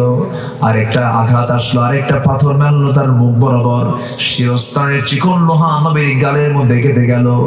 আরেকটা আঘাত আসলো মুখ বরাবর, দাঁত বরাবর, সামনের 2টি দাঁত ঝরে পড়ে গেল। একই মুখের মধ্যে 3টা আঘাত। রাসূল 3টে ইনজুরিতে আক্রান্ত হয়ে মুখ থুবড়ে জমিনে পড়ে গেলেন। যখন মাথা চক্কর মেরে জমিনে পড়ে গেছেন, কাফেররা চিৎকার মেরে উঠে বলছে, মুহাম্মদ মারা গেছে, কুতিলা মুহাম্মদ, কুতিলা মুহাম্মদ, রাসূল নাই, রাসূল নাই, রাসূল নিহত হয়েছেন। এই সংবাদ যখন মদিনার আকাশ বাতাস যখন ছড়িয়ে পড়ল, মদিনার সকল সাহাবীর কানে যখন চলে গেছে, ওমর ফারুক শোনার সঙ্গে সঙ্গে পাগলের মতো হয়ে ছুটোছুটি করছেন আর বলছেন, যে দুনিয়ায় রাসূল নাই সেই দুনিয়া ওমরের বাঁচার কোনো প্রয়োজন নাই। তন্ন তন্ন করে সাইয়েদনা আলী মনে মনে চিন্তা করছেন, না না, দিনের কাজটা এখনো শেষ হয়নি, রাসূল তো মারা যেতে পারেন না। তন্ন তন্ন করে খুঁজতে খুঁজতে গিয়ে দেখেন আমার নবী উহুদের ময়দানে একটা গর্তের মধ্যে উপর হয়ে পড়ে আছেন, রক্তগুলো থোকা থোকা পড়ে আছে। হযরতে আলী রাদিয়াল্লাহু তাআলা রাসূল কেমনটা দেখে চোখের পানি আটকাতে পারলেন না। রাসূলকে চিৎ করে শোয়া দিয়ে দেখে দেখেন তার দাড়িগুলো লাল হয়ে আছে, জুব্বাটা লাল হয়ে আছে, রক্তে রঞ্জিত রাসূল, যে রাসূলের সম্মান কত, কি মর্যাদা আল্লাহ তাআলা তাকে দান করেছেন। আমার নবীজি মুখ থুবড়ে পড়ে আছেন। সাইয়েদনা আলী বলছেন, ইয়া রাসূলুল্লাহ, আপনাকে এত অত্যাচার করলো, আপনাকে এত নির্যাতন যে জাতি করলো, আপনি তাদের জন্য লানত করুন। রাসূল বলছেন, আলী, আমি ওই সমস্ত বন্ধ করব না, তবে একটা কথা জেনে রেখে দিও আলী, এই জমিন আমার রক্ত যখন ঝরেছে, এই জমিনে আল্লাহর দ্বীন কায়েম হয়ে যাবে। দ্বীন কায়েমের জন্য নবীর দেহ থেকে যদি রক্ত ঝরানোর প্রয়োজন হয়, আমার আপনার দেহ থেকে রক্ত ঝরানোর দরকার আছে না নাই? আসতে বলবেন না, আছে না নাই? পাঁচটা সুন্নাত মানবেন, রক্ত দেওয়া সুন্নাত মানবেন না। মুনাফিক ফাসিক, মুনাফিক ফাসিক, ঠিক না? আমার ভাইয়েরা, সেই মুহূর্তে সাইয়েদনা আলী করলেন কি? রাসূলকে কোলের মধ্যে উঠায় নিলেন, রক্তাক্ত হত রাসূলকে কোলের মধ্যে উঠায় নিয়ে দৌড় মেরে তাকে নিয়ে রোমা পাহাড়ের উঁচু জায়গায় শোয়া দিলেন। উহুদ পাহাড়ের উঁচু জায়গায় তাকে শোয়া দেওয়া হলো। নবীর সামনে সাহাবীরা বসে আছেন। নবীর সামনে সাহাবীরা বসে থেকে রাসূলকে দেখে দেখে তার কাঁপতেছেন। একজন সাহাবী ছিলেন উবাইদ ইবনে জাররাহ রাদিয়াল্লাহু তাআলা আনহু। নবীর সামনে বসে দেখি নবীর কপালের লোহা দেখি সহ্য করতে না পেরে হাতটা লাগায় দিয়া তার সেই লোহাটা টান মেরে বের করবেন, বের করতে পারছেন না। রাসূল চিৎকার করছেন, রাসূল আওয়াজ দিচ্ছেন। সাইয়েদনা উবাইদা মনে মনে চিন্তা করলেন, কিভাবে এই লোহাটা বের করা যায়, হাত দিয়ে টান দিয়ে তো বের হচ্ছে না, সময় লাগতেছে। এবার তিনি চিন্তা করেন, দাঁতটা লাগাবো, যা আছে যা হয়ে যাবে যাক। দাঁতটা লাগায় দিলেন। দাঁতটা লাগায় দিয়া এমন জোরে সজোরে টান মারলেন, এক টানে লোহার ফলা বের হয়ে আসলো, সামনের দুটো দাঁত ভেঙে পড়ে গেল। রাসূল বলছেন, উবাইদা, আস্তে টান দিলে তোমার দাঁতটা ভাঙতো না, কি দরকার ছিল এত জোরে টান মারার? উবাইদা বলছেন, হুজুর, আস্তে টান দিলে আপনার কষ্ট হবে মনে করে জোরে টান দিয়েছে, আমার দাঁত ভেঙেছে তো কি হয়েছে? রাসূল বলছেন, তোমার দাঁতটা ভেঙে গেল, তোমার ক্ষতি হয়ে গেল হুজুর, আপনাকে মহব্বত করতে গিয়ে আমার দাঁত কেন আমার কলেজাটা ছিঁড়ে বের করে দেব, আমার দুঃখ নাই। জোরে কোন সুবহানাল্লাহ, আরো জোরে কোন সুবহানাল্লাহ। শিরস্ত্রাণের লোহাটা গাল থেকে বের করবেন, বের হচ্ছে না। সেই শিরস্ত্রাণের লোহা আস্তে করে যখন টান মারলেন, ফিনকি দিয়ে রক্ত বের হওয়া শুরু হয়ে গেল। গড়ে গড়ে রক্তগুলো পড়ছে। রক্তগুলো জমিনে ফেলতে দিবেন না বাইরে, এই জন্য তিনি অঞ্জলি ভরে রক্তগুলো হাতের মধ্যে নিচ্ছেন। রাসূলকে না দেখায়া তিনি একটু লুকোচুরি করে রক্তগুলো ফেলবেন, কোথায় জায়গা না পেয়ে তিনি নিজেই পান করা শুরু করেছেন। রাসূল বলেন, উবাইদা রে, কিসের কি পান করছো তুমি? হুজুর, আপনার দেহে রক্ত খাচ্ছি। রাসূল বলেন, উবাইদা রে, আমার দেহে রক্ত তুমি খাচ্ছ কেন? হুজুর, আপনার রক্ত আমি জমিনের কোন জায়গায় ফেলবো, এই জন্য আমি রক্তগুলো আমার পেটের মধ্যে তুলে নিচ্ছি। রাসূল বলেন, সাহাবীরা, তোমরা যদি আমার কোন জান্নাতীর কোন বান্দাকে দেখতে চাও, আমার সাহাবীকে দেখতে চাও, উবাইদার দিকে তাকাও, যে দেহে আমার রক্ত ঢুকছে সেই দেহ জাহান্নামে যাবে না। কি ভালোবাসা, কি মুহাব্বত সাহাবীরা রাসূলকে দেখিয়ে দিয়েছেন। সেই রাসূলের দাঁত ভাঙা ইসলামকে নিয়ে কোনো কথা বললে আমরা কি থাকবো নাকি? আমরা সহ্য করব নাকি? সেই রাসূলকে নিয়ে বাজে কথা বলেছে আমার দেশের কিছু কুলাঙ্গার আছে না নাই? আসতে বলবেন না, আছে না নাই? রাসূলের একটা সুন্নাত কিনে যদি কেউ কোনো কথা বলে, মুসলমান বসে থাকবে না, কথা বলবে। চুপ থাকবে না, কথা বলবে। ধরে থাকবে না, বাইরে আসবে। রাসূলকে যারা গালি দিয়েছো, বিচার হবে বাংলার জমিনে, ঠিক না? দিন আসবে, জোরে বলি ইনশাআল্লাহ। নারায়ে তাকবীরের স্লোগান নাকি দেওয়া যাবে না, এটা নাকি দলীয় স্লোগান। যদি নারায়ে তাকবীরের স্লোগান যদি নির্দিষ্ট কোনো দলীয় স্লোগান হয়, তাহলে তোমার স্লোগান যদি নারায়ে তাকবীর না হয়, তুমি কিসের তাকবীর দাও, যে তাকবীর দিয়ে তুমি জান্নাত পাবা না? মুসলমানদের তাকবীর হবে নারায়ে তাকবীর, আর যারা নারায়ে তাকবীর, এই ছাড়া মুসলমানদের কোনো তাকবীর নাই। নামাজের তাকবীর কি? আরো জোরে। জন্মের সময় কি? জানাজার তাকবীর কি? যারা বলে তাকবীর কোন স্লোগান দেওয়া যাবে না, তাদের জানাজাও না দিয়া কুকুর, সিগার, বিড়ালের মতো তাদের বিদায় করা দরকার। সম্মানিত ভাইয়েরা, মন তো চাচ্ছে আরো কথা বলি, একটা লোক আমার পক্ষে কথা কয় না। একজন কর হুজুর দোয়া করেন।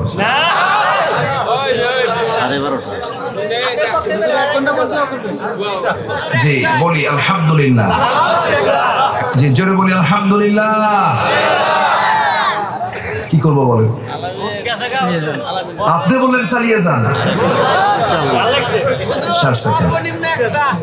জি দেখা যাক, জোরে বলি ইনশাআল্লাহ। আপনার তো এক রাত, আমার তো সব রাত। আপনি তো আজকে শুনে গিয়ে কালকে হয়তো ঘুমটা কাভারেজ করবেন, কিন্তু আমার তো সুযোগ নেই, আমাকে যেতে হয়। যদি কোনো কমিটিকে বলি আমি কালকে মাহফিল আসতে পারতেছি না, বলে হুজুর হার্ট স্ট্রোক করে বলে দাও। জি এসেছি, খুশি হয়েছেন তো? বলি আলহামদুলিল্লাহ। ফজর নামাজ হবে বাবাজি? ফেরো নামাজ কাজা হবে না তো? জাহান্নামে যাবার এক নাম্বার কারণ কি? নামাজ না পড়া। নামাজ আমরা কি করবো? ওয়ালাম নাকুনু তু'ইমুল মিসকিন, আমরা বান্দার হক মেরে খেয়েছি। মিসকিনের টাকা, ফকিরের টাকা, বিধবার টাকা, তারপরে প্রতিবন্ধীর টাকা মেরে খাওয়ার নেতা সমাজে আছে না? আমরা তো ভালো হলাম না। গত বছর মাহফিলে গেছি চিটাগাং, মাহফিল করতে গেছি, মাহফিল শেষে দেখি আমার জুতা নাই। এমন ওয়াজ শুনছে, বক্তার জুতা নিয়ে চলে গেছে। কি ওয়াজ করছি তাহলে? একজন কইছে কি ওয়াজ করলেন? মসজিদে যাবেন, শান্তি নাই। আমি আগে না জুতা আগে? জুতার মতো জিনিস তাও চুরি হয়, যা পায়ের তলে থাকে সেই জুতার সামনে রেখে একবার সেজদার দিকে নজর, একবার জুতার দিকে নজর। জুতা আছে তো? আমি 2019 সালে না 17 সালে যখন হজে যাই, তৃতীয়বারের মতো, তো বাইতুল মুকাররমে আমি ইশার নামাজ পড়ে এরপর আমি ইহরামের কাপড় বেঁধে আমি নিয়ত করে যাবো। তো বাইতুল মুকাররমে কিছু আলেম ওলামা ছিলেন, একসঙ্গে ঢুকলাম। ঢুকে এইরকম একটা পিলারের আড়ালে নতুন জুতা মাগরিবের সময় কিনছি। জুতাটা দেখে আমি নামাজে দাঁড়াইছি, কিন্তু পিলারটা ছিল আমার পিছনে। কথা বলছেন? আমি নামাজ পড়লাম, নামাজ পড়া শেষে দেখি মাশাআল্লাহ জুতা নাই, কোন পিসার জন্য নিয়ে চলে গেছে। আমরা ভালো হতে পারিনি তো। বাসে উঠবেন, পকেটে হাত দিয়ে রাখতে হয়, টাকা আছে তো? আচ্ছা, বাজারে যাবেন, সাইকেল থুইয়া শুধু এইদিকে তাকাইছেন সাইকেল নিয়ে। আমি কি ভুল বলতেছি? আমরা কোথায় ভালো হয়েছে? কোন অফিসে ঘুষের টাকা ছাড়া ফাইল নড়েই না। ঘুষের টাকা দিবেন, ফাইলের সাথে চাকা তৈরি হয়ে যায়। কি তৈরি হয়? বিদ্যুতের গতি আর কত গতি, ঘুষের টাকার চোটে ফাইল দৌড় মেরে আপনার বাড়িতে চলে আসে। আমি কি ভুল বলতেছি? আমার ভালো হয়নি তো? ভালো হব। জোরে বলি ইনশাআল্লাহ, জোরে বলি ইনশাআল্লাহ। বিধবার টাকা মেরে খায় বিধবা। অসহায় মানুষ, স্বামী মারা গেছে, বিধবার একটা ভাতা দেয়, সেই টাকা মানে হলো বিধবার টাকা। মানে হলো বিধবার ভাতা কে জানেন?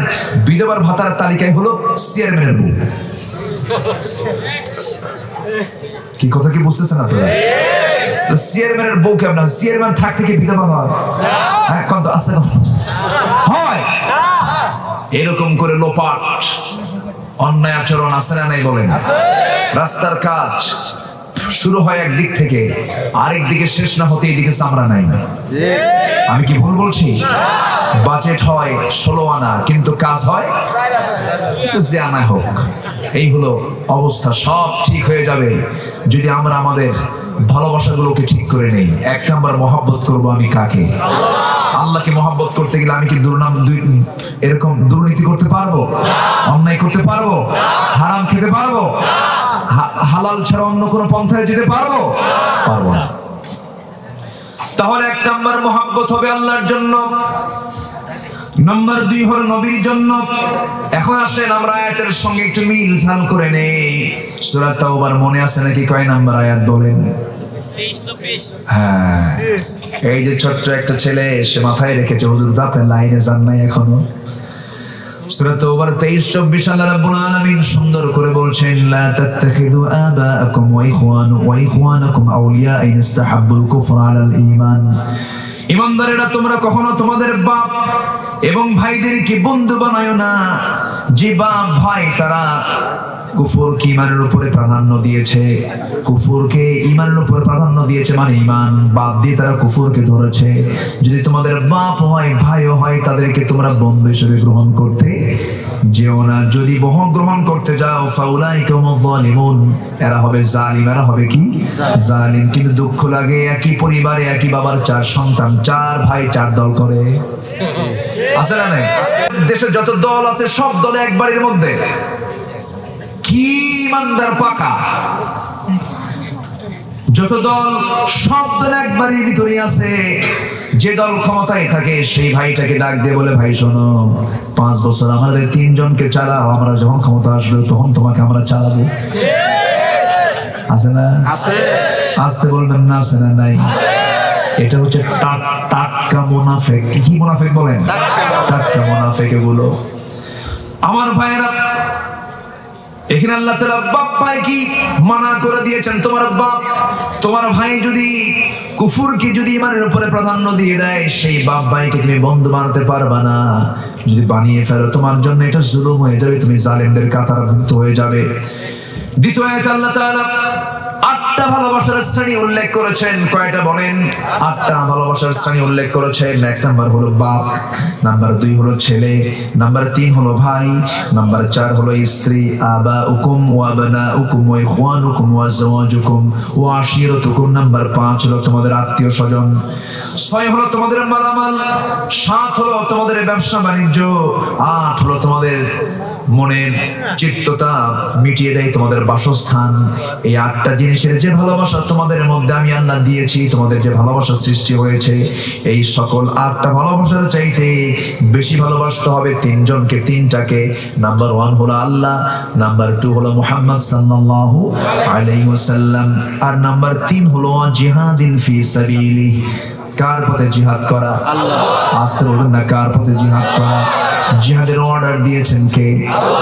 জিহাদের গুরুত্ব আছে না নাই? শুধু নামাজ পড়লেই জান্নাত পাওয়া যাবে এমন কথা কোথাও নাই কোরআনে।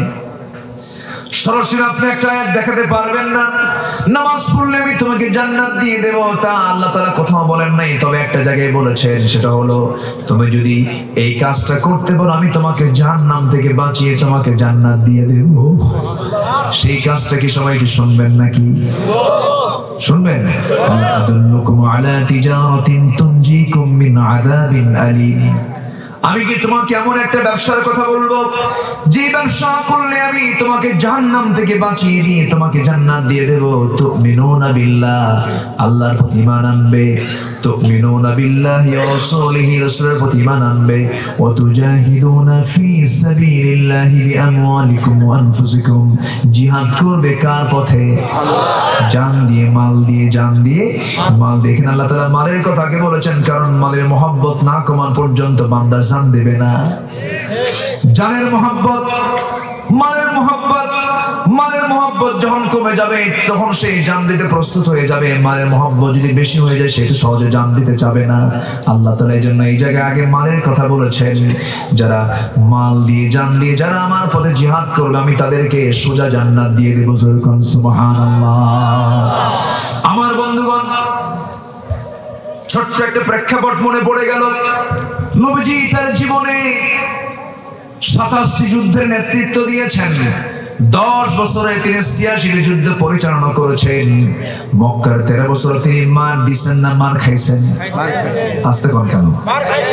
13 বছর মার দিছেন না মার খাইছেন? আর মদিনার 10 বছর মার খাইছেন না মার দিছেন? মার খাও সুন্নত, মার দেওয়াও সুন্নত। আস্তে কয় মার দেওয়াও সুন্নত, মার দিতে হবে। মার দেওয়ার দরকার আছে না নয়? তবে আমরা আগে মারতে যাব না, যারা মারতে আসবে আমরা সাইজ করব। ঠিক কিনা বলেন?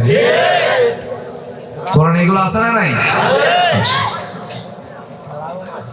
মক্কার 13 বছর মার খেতে খেতে নবীজি রক্তাক্ত হয়ে গেছেন। আহারে, নবীর সামনে আবু বকরকে ধরে নিয়ে তারা নিয়ে চলে গেল। 2 হাত 2 পা বেঁধে জমির উপরে ফেলে দিয়া নাকের উপরে খড়ম জুতা চালায়া দিল। খরম জুতা চালায় দেওয়ার সঙ্গে সঙ্গে ফিঙ্কি দিয়ে রক্ত পড়া শুরু হয়ে গেছে। সবাই ভাবতেছে আবু বকর বুঝি মারা গেছে। আবু বকর কিছুক্ষণ পর সেন্স যখন ফিরে এসেছে, সব চলে গেছেন। কত নাক নিয়ে নবীর সামনে হাজির হয়ে গেছেন। নবীর দরজার সামনে হাজির হয়ে বলছেন, হুজুর আমি বাড়ির দিকে যাই না, আমি আপনাকে দেখতে এসেছি, আপনার কোনো ক্ষতি তারা করলো নাকি? মক্কার হাওয়া তো ভালো না হুজুর, মেহেরবানি করে মক্কা ছেড়ে আমরা একটু আশেপাশে কোথাও একটা বড় অঞ্চলে গিয়ে আমরা শেল্টার নিয়ে নেই। রাসূল বলছেন আচ্ছা চলো যাই আমরা। মক্কার 13 বছরের ঘটনা এগুলো। সঙ্গে সঙ্গে রাসূলকে সঙ্গে করে নিয়ে রওনা দিয়েছেন। রাসূল বলছেন আবু বকর রক্ত শরীর থেকে অনেক ঝরেছে, তো দেখি তো কোনো খাবার পাওয়া যায় নাকি। খুঁজতে খুঁজতে উটের পাল, মেষের পাল, ছাগল পাল তিনি পেয়ে গেলেন। ছাগল পালের ছাগলওয়ালাকে ডাক দিয়ে বলছেন, ছাগলওয়ালা এটা সাগি দেবে নাকি, কি করবেন আপনি? সাগিটা দিলে পরে দুধ দহন করে আমার বন্ধু রক্তাক্ত হয়েছে, রক্ত শূন্যতায় ভুগছে, আমি তাকে দুধ পান করাবো রক্ত শূন্যতা পূরণ করার জন্য। সঙ্গে সঙ্গে রাখাল বলছে না দেওয়া যাবে না, সাগি আছে দেওয়া যাবে না। কেন? ছাগলগুলোর মালিক তো আমি নই, আমানতের খেয়ানত হয়ে যাবে। রাসূল মনে মনে চিন্তা করেন হারে এই মরু অঞ্চলের ভিতরে কারো ঈমান নাই, বান্দার ছোট্ট রাখালটার ঈমান নাই, কিন্তু আমানতদারিতা আছে, গুণ আছে। পছন্দ হলে এবার তিনি বলছেন রাখাল রে আমি তোমাকে এমন একটা সাগির কথা বলবো যে সাগির ওলানে দুধ আসে নাই, যে সাগির পেটে কখনো বাচ্চা আসে নাই, এমন একটা ছোট্ট সাগি তুমি আমারে দিয়ে দাও। এবার রাখাল মুস্কি মুস্কি মনে মনে হাসে আর মনে মনে চিন্তা করে লোকটা পাগল নাকি, ছোট্ট একটা সাগি যার কোনো ওলানে কোনো দুধ নাই, ছোট্ট সাগি যখন নবীর হাতে দিয়ে দেওয়া হলো, নবজি সাগিটাকে কোলের মধ্যে উঠায় নিলেন। সাগির পিছনে দুই পায়ের ঠিক মাঝখান বরাবর ওলান বরাবর দুটো হাত রেখে কি যেন ফু দিলেন, একটা দোয়া পড়লেন। সেই দোয়াটা পড়ার সঙ্গে সঙ্গে আল্লাহর কালামের দোয়ার ফসল বিসমিল্লাহ বলে যখন শুরু করেছেন, গোটা উলান জুড়ে দুধ টনটন করতেছে, দুধে ভরপুর হয়ে গেছে। এবার রাখালকে বলছেন রাখাল একটা বাটি এনে দাও, বাটি এনে দেওয়া হলো। দুধ দহন করলেন, বাটি পূর্ণ হয়ে গেছে। রাসূল বলছেন আবু বকর সকালবেলা মার খেয়েছো, এখন রহমতের দুধ পান করো।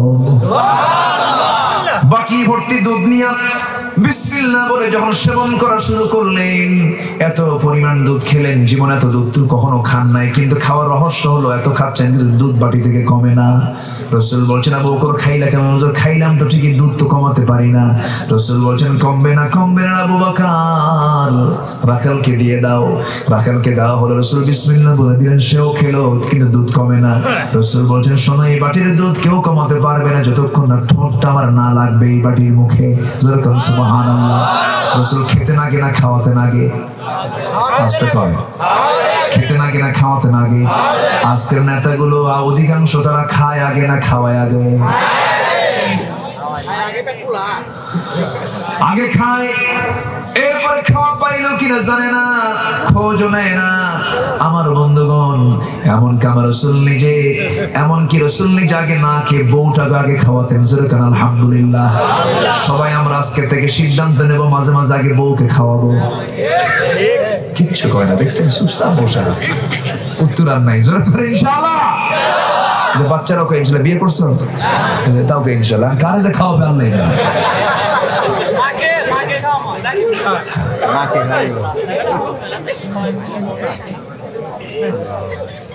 বউকে খাওয়ানো সুন্নাহ। আমার মায়ের আজকে দারুণ খুশি, হুজুর ভালো করে কর। জীবনে বহু মাছ কুটে কুটে রান্না বান্না করে খাওয়াইছে। এই যমুনার বাউশ মাছ, বাউশ না কাল বাউশ মাছ খাওয়াইছি বড় বড়। এরপরে এই যমুনার বড় বড় আইর মাছ খাওয়াইছি, ইলিশ মাছ খাওয়াইছি। হুজুর সারা জীবন স্বামীর কাছে ইলিশের কাল্লা দিছি, কিন্তু কোনোদিন আমার আগে কাল্লা খাওয়াই নাই। কি মায়েদের আফসোস আছে না? আছে। কিন্তু আজকে থেকে সবাইকে খাওয়াবেন, দেখছেন কিছু আস্তে আস্তে কয় রে, খাওয়াবেন কি খাওয়াবেন? আমার মায়ের আজকে আমার আলোচনায় দারুণ খুশি হয়েছে। হুজুর জীবনে 12 বছরের বিয়ার বছরে কোনোদিন ইলিশের কাল্লা পাই না, আজকের থেকে অন্তত পাবো। এই দিবা না কিসের জন্য? ও আচ্ছা, দিতে হবে। মোহাব্বত কমবে না বাড়বে? আমার নবীজি যে গ্লাসে রাসূল খেতেন আগে তিনি বলতেন, ওরে আয়েশা তুমি এই গ্লাসের দুধটাকে খাবা। আম্মা জান আয়েশা করতেন কি, একটা রাসূলের প্রিয় পানীয় ছিল, তিনি দুধ বেশি খেতেন। রাসূল রাতে ঘুমানোর পূর্বে দুধ পান করতেন। দুধ খুব স্বাস্থ্যসম্মত খাবার, জান্নাতি খাবার। জোরে কোন আলহামদুলিল্লাহ। দুধ হলো জান্নাতি খাবার। আমার নবীজি দুধ যখন তার সামনে প্রেস করা হতো, আম্মা জান আয়েশা বলেন রাসূলকে দিতাম ঠেলে, হুজুর আপনি খান। রাসূল একটা মুস্কি হাসি মেরে বলতেন, আয়েশা তুমি শুরু করো, আমি শেষ করব। জোরে কোন সুবহানাল্লাহ। আমি আয়েশা যখন দুধের গ্লাসটা নিয়ে যে দিক দিয়ে ঠোঁট লাগাতাম, আমার নবী আস্তে করে তার ঘাট একটু বাঁকা করে দেখতেন, আমি আসে কোন দিক দিয়ে আমি ঠোঁট লাগিয়েছি। মার্ক করতেন তিনি আমি কোন দিকে আমার ঠোঁটটা লাগিয়েছি। আমি যখন খেয়ে যখন নিচের দিকে রেখে দিতাম, বলতাম হুজুর সব তো আমি খাইলাম, আপনি এখন খান, ঠিক আছে আমারে দাও। যে দিক দিয়ে ঠোঁট লাগিয়েছি রাসূল সেই দিক দিয়ে ঠোঁটটা লাগাতেন। জোরে কোন সুবহানাল্লাহ। মোহাব্বতটা স্বামী স্ত্রীর মধ্যেই তো থাকার কথা ছিল, সেই মোহাব্বত থাকার কথা ছিল ঘরের ভিতরে। সেই মোহাব্বত আজকে গেছে বটতলা, গাছতলা, ক্লোজার হয়ে গেছে। হুজুর কিন্তু সব জায়গার খবর রাখে। আমার ভাইয়েরা, ক্লোজারে মোহাব্বত করা যাবে না, বটতলায় মোহাব্বত করা যাবে না। যুবক তুমি যদি তোমার রিজিক থেকে বাড়াতে চাও, তিনটা কাজ করবা, শিখিয়ে দিচ্ছি আমলগুলো করবা। যুবক তুমি যদি রিজিক বাড়াতে চাও, তোমার সংসারে বরকত নিতে চাও, রিজিকের যদি কোনো সন্ধান তোমার করার ইচ্ছা থাকে, তিনটা কাজ তাড়াতাড়ি করবা। এক নাম্বার হলো দ্রুত বিয়ে করবা। ঠিক তো, বিয়ে তো করো না। যখন বলা হয় বিয়ে করো, হুজুর কি করে খাওয়াবো, কি করে খাওয়াবো, এই বুদ্ধি আল্লাহ থেকে আসে না শয়তান থেকে আসে? বলেন বলেন বলেন। বউয়ের কথা বললেই বিয়ে করো, বউকে কি খাওয়াবো? বউ তো হাতি নাকি? বউ হাতি? এত চিন্তা করা যাবে না। যৌবন হয়ে গেছে, বয়স হয়ে গেছে, বিয়ের সিদ্ধান্ত নিয়ে নিবা তাড়াতাড়ি। যৌবনকে নষ্ট করা যাবে না, যৌবনকে ক্ষতিগ্রস্ত করা যাবে না, ঈমানকে নষ্ট করা যাবে না। নাম্বার 2 হলো নিজের বাপ মাকে সম্মান দিবা, তাদের খেদমত করবা। নাম্বার 1 দ্রুত বিয়া। নাম্বার 2 হলো বাপ মার সেবা করা। আর নাম্বার 3 হলো জীবনের সকল জায়গায় কাকে ভয় করা? আসতে বলবেন না, কাকে ভয় করা। এই যে টিপসটা দিয়ে দিলাম, এই 3টা টিপস তুমি ফলো করবা, পৃথিবীর কোন জায়গায় তোমাকে কেউ ঠেকাতে পারবে না। আমার ভাইরা, আমার নবীজি এবার বলছেন, ওরে আবু বকর বাটিটা আমার হাতে দিয়ে দাও। বাটি নবীজি তার হাতের মধ্যে নিয়ে নিলেন। মনে আছে নাকি আপনাদের? হাতের মধ্যে নিয়ে নিলেন, বিসমিল্লাহ বলে খাওয়া শুরু করলেন। বাটি শেষ হয়ে গেল, দুধ শেষ হয়ে গেল। এবার বলছেন, রাখাল বাটিটা নাও, আমরা এখন চলে যাচ্ছি। রাখালের চোখে পানি টলমল করছে। রাখাল কান্দে আর বলে, আমি আপনাদেরকে যেতে দেব না, যদি যেতেই চান আপনারা আমাকে সঙ্গে করে নিয়ে যান। কি পরস্পরের ছোঁয়া। সঙ্গে সঙ্গে বলছে, ও রাখাল তুমি যে যেতে চাও, ছাগলগুলো দেখবে কেমতের নাকি খেয়ানত হবে। তা তো ঠিক আছে, তাহলে তুমি থাকো, আমরা চলে যাচ্ছি। রাখাল কান্দের বলে, ঠিক আছে যান, তবে একটা জিনিস আমাকে শিখিয়ে দিয়ে যাবেন। কি যেন দোয়া পড়লেন, ওলানে হাত দিলেন, ওলানটা দুধে ভরে গেল। একটু সেই দোয়াটা আমার শিখিয়ে দিয়ে দিবেন। তুমি এই দোয়া শিখে কি করবা? তখন রাখাল বলতেছে, এই দোয়াটা মাঝে মাঝে পড়বো, ওলানে হাত দেবো, দুধ খাবো। রাসূল বলছেন, না রে ও রাখাল, এই দোয়া তোমার মুখে পড়লে হবে না, কারণ তোমার মধ্যে শিরকিয়াতের গন্ধ আছে। এই শিরকিয়াতের গন্ধটা তোমার শরীর থেকে, তোমার দেহ থেকে, তোমার মন থেকে, তোমার দিল থেকে সরিয়ে দিয়ে তাওহীদের পেয়ালা গ্রহণ করতে হবে, তাওহীদকে লালন করতে হবে। রাখাল বলছে, এত সুন্দর চেহারার মানুষ, আমার সন্দেহ লাগে আপনি বুঝি আখিরে জামানার পয়গম্বর মুহাম্মদ। রাখাল রাসূলকে চিনে গেছে, কিন্তু আবু জেহেলরা চিনে নাই। রাসূলকে রাখাল চিনতে পেরেছে, রাসূলকে বেলাল চিনতে পেরেছে, রাসূলকে খাব্বাবের মতো কামার চিনতে পেরেছে, কিন্তু আবু জেহেলরা চিনতে পারে নাই, উমাইয়ারা চিনতে পারে নাই। এই রাখাল নবীর হাতে হাত রেখে শেষ পর্যন্ত বলতেছে, আশহাদু আল্লা ইলাহা ইল্লাল্লাহু ওয়াহদাহু লা শারীকা লাহু ওয়া আশহাদু আন্না মুহাম্মাদান আবদুহু ওয়া রাসূলুহু। কালিমা পড়ে মুসলমান হলেন। এই রাখালটার নাম হলো আব্দুল্লাহ ইবনে মাসউদ রাদিয়াল্লাহু তাআলা আনহু। আল্লাহু আকবার। এই রাখাল আব্দুল্লাহ ইবনে মাসউদের হাতেই আবু জাহেল দুনিয়া থেকে বিদায় নিয়েছে। এই আব্দুল্লাহ ইবনে মাসউদের তেলাওয়াত ছিল সবচেয়ে সুন্দর তেলাওয়াত। আমার নবীজি একদিন শুনতে পাচ্ছেন কে যেন সুন্দর করে তেলাওয়াত করে। রাসূল বলেন, সাহাবীরা এই সুমধুর কণ্ঠের তেলাওয়াতটা কে করছে? হুজুর সেই রাখালটা করে। রাসূল বলেন, ও সাহাবীরা, আমার কাছে মনে হচ্ছে ভাই জিবরাইল যেন আমার কাছে ওহী নাযিল করতে আসছে। তোমরা আব্দুল্লাহ ইবনে মাসউদের তেলাওয়াতটাকে ফলো করবে। আব্দুল্লাহ ইবনে মাসউদ এত দামি একজন বড় আলেম ছিলেন, কোরআন দিয়ে সারা জীবন কথা বলেছেন। যখন কোনো কথা বলার প্রয়োজন হতো তিনি কোরআন ছাড়া কোনো কথা বলতেন না। দূর থেকে একটা কাফেলা আসতেছিল, রাতের বেলা ওমর ফারুকের শাসনামল, সেই বড় কাফেলাকে লক্ষ্য করে ওমর ফারুক অন্ধকারের মধ্যেই বলছেন, ও কাফেলার দল, তোমরা কোন জায়গা থেকে আসতেছো? ভিতর থেকে জবাব আসতেছে, মিন ফাজ্জিল আমিক, প্রত্যন্ত অঞ্চল থেকে আসতেছি, প্রত্যন্ত অঞ্চল থেকে আমরা আসতেছি। ওমর ফারুক মনে মনে চিন্তা করলেন, এই কাফেলার মধ্যে অবশ্যই একজন জ্ঞানী মানুষ আছে, কোরআন দিয়ে কথা বলে। এবার বলছে, তোমরা যাবে কোথায়? ইলা বাইতিল আতিক, মিন ফাজ্জিল আমিক ইলা বাইতিল আতিক, আমরা কাবার দিকে যাচ্ছি, আমরা কাবার দিকে যাব। ওমর ফারুক বলছেন, আমার মনে হয় নিঃসন্দেহে এই কাফেলার মধ্যে আব্দুল্লাহ ইবনে মাসউদ আছে। সঙ্গে সঙ্গে সামনে দাঁড়িয়ে বলছেন, হ্যাঁ ওমর, আমি আব্দুল্লাহ ইবনে মাসউদ জবাব দিচ্ছি। জোরে কান সুবহানাল্লাহ। এবার প্রশ্ন করছেন, শোনো, বলো তো তোমরা আল্লাহ তাআলা যে যতগুলো কোরআন আয়াত দিয়েছেন এর মধ্যে সবচেয়ে ভয়ঙ্কর আয়াত কোনটা? সঙ্গে সঙ্গে ভিতর থেকে আব্দুল্লাহ ইবনে মাসউদ জবাব দিচ্ছেন, ফামান ইয়া'মাল মিসকালা যাররাতিন খায়রান ইয়ারাহ ওয়া মান ইয়া'মাল মিসকালা যাররাতিন শাররান ইয়ারাহ।